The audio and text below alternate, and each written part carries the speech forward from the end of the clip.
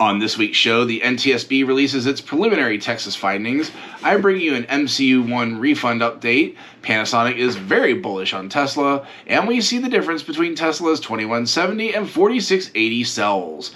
This is Tesla Tidbits episode number 653 for the week of May 16th, 2021. We start this week's show with a lesson you'd think mainstream media had learned by now, and it's courtesy of Teslarati. While the saga of the unfortunate Texas crash is not totally over, NTSB has released its initial findings, stating that autopilot was not enabled and additionally could not have been. Their statement read in part, quote, "The vehicle was equipped with autopilot, Tesla's advanced driver assistance system. Using autopilot requires both the traffic-aware cruise control and the auto steer systems to be engaged. 2 NTSB tests of an exemplar car at the crash location showed that traffic-aware cruise control could be engaged, but that auto steer was not available on that part of the road." End quote. Further, it was found that the owner of the vehicle lived on this road, and therefore the car could not have had autopilot activated prior to entering the road. Surveillance footage from the owner's home showed the owner and a passenger entering the vehicle, and the vehicle leaving the property and accelerating away down the road. Unfortunately, the most important elements of the crash and recreating the incident were unable to be recovered intact. The car's storage that would show all the facets of the vehicle was unrecoverable due to the crash, and the restraint module was damaged by the resulting fire. NTSB hopes to be able to eventually recover information from that restraint module. Of course, this is despite breathless reporting in the media that autopilot was enabled because there was no body found in the driver's seat after the crash. Of course, there could be a lot of reasons this happened, including the driver just not belting themselves in. But of course, the media couldn't be bothered to report facts, and instead ran their clickbait headlines and jumped to their own conclusion. If you want good news, stay tuned here, as well as to the other great community sources of Tesla news to get a fair assessment of Tesla news. While I am obviously a Tesla enthusiast and will absolutely bias toward the company if there's any doubt, I'm not one to sugarcoat shortcomings at all. If the company deserves criticism, you'll hear it here.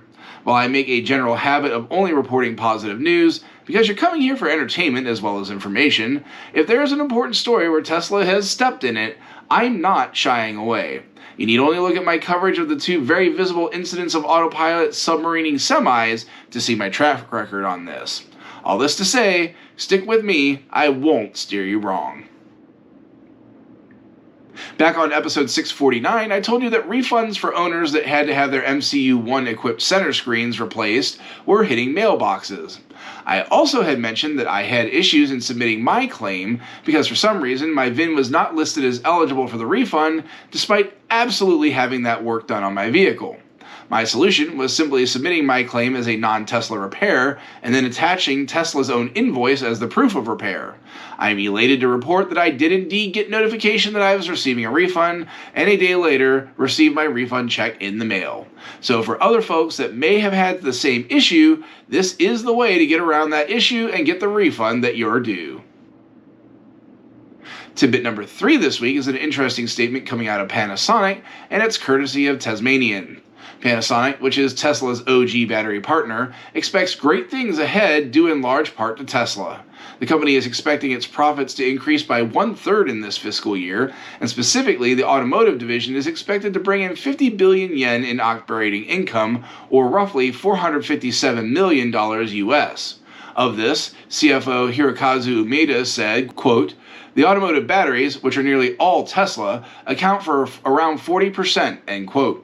This is all as Panasonic gets set to further its relationship with Tesla by producing its 4680 cells. The CFO confirmed the company expects to have a pilot line built in Japan this fiscal year in order to start delivering the new form factor cell. The last tidbit this week comes courtesy of Torque News and is a really cool visual of the new 4680 battery pack if you've not seen it. If you're unfamiliar with the structure of the current 18650 and 2170 battery packs, it basically is a modular design of many cells which make up several modules which install together to make the full pack. The current pack does provide existing cars a huge advantage over other cars with a very low center of gravity. This gives Teslas a stickiness to the road that just isn't found in most of the competition. The new 4680 design is still a battery pack per se, but instead of being in a container that is installed into the vehicle as it is today, the vehicle itself is the container, and all the cells are assigned to an individual home that evokes a sort of cylindrical checkerboard. The vehicle being the actual container, rather than having the traditional pack, is supposed to give more rigidity and stability for the vehicle, as well as make the pack even safer than it already was. We're still a ways from seeing 4680 equipped vehicles on the road, but the future is bright once Tesla gets this process perfected. Based on battery day, we should see a range boost of up to 50% from current technology, which is already really good. A 600-mile Model S, a 525-mile Model X, 450-mile Model 3 and Model Y, all these things are supposed to be enabled by the new technology. These would embarrass current competition, as most are lucky to produce even 300-mile vehicles. Tesla would set a new gold standard for battery technology in EVs, a crown it has yet to even give up in the first place, but that's why Tesla is leading the transition to sustainable energy and transportation. That'll do it for this week's show. Thanks to all my patrons supporting the show at patreon.com/Tesla Tidbits. And as always, I have a special shout out to all the super patrons supporting the show at the $10 plus level. They are Ryan Scarborough, Lee Sweet, William Henry Crew III, Dorian Steve Guberman, Ralph and Cheryl Waterhouse, Todd Sullivan, Zortec LED Canada, Raymond and Deborah Malkowitz, Vicky Kirk, Ricky Johnston, Nathan Garza, Ed Patterman, Sunil Joseph, and Brad Lettner.